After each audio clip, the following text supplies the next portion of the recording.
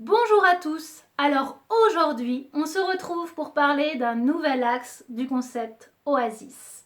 Et cet axe, c'est la question du sens. Quand je parle du sens, c'est vraiment qu'est-ce qu'on a envie de mettre dans notre discours, qu'est-ce qu'on a envie fondamentalement de partager à notre interlocuteur. Aujourd'hui, on est dans une société de communication. On parle à droite, on parle à gauche, il faut avoir un avis sur tous les sujets, de la répartie. Il faut absolument communiquer, parler.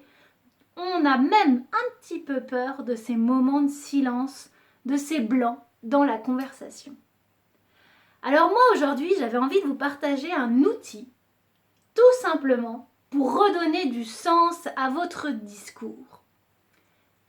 Est-ce qu'il n'est pas essentiel de savoir à qui l'on s'adresse et quel message on va du coup délivrer à telle ou telle personne? Par exemple, est-ce que fondamentalement, mes collègues ont besoin de savoir que j'ai un problème avec mes enfants, mon conjoint, la fuite de mon toit, etc. Est-ce que fondamentalement, ma famille a besoin de savoir que j'ai un problème avec ma comptable qui me casse les pieds? Non. Alors, il faut apprendre à trier ses idées, trier ce qu'on a dans la tête pour pouvoir s'en décharger et pour pouvoir remettre du sens à ce qu'on veut, vraiment dire à chacun. Si je déverse tout ce que j'ai dans la tête à tout le monde, je noie les autres et mon discours n'a plus de valeur puisque j'ai en fait noyé les autres sous un flot d'informations. Les personnes sortent de là en disant « Eh ben que j'ai pas retenu grand chose en fait. Elle m'a parlé de la dernière promo qu'elle avait eue et puis aussi de son job et puis... Bref, on est perdu. Donc, remettez du sens dans votre discours et aussi de l'adresse.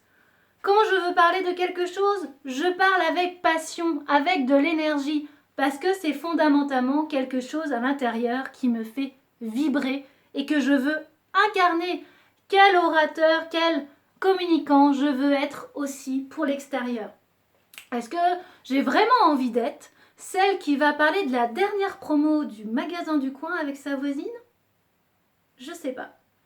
Donc avant de parler, on respire, on prend le temps de se dire finalement, est-ce que c'était vraiment important ce que j'avais à dire?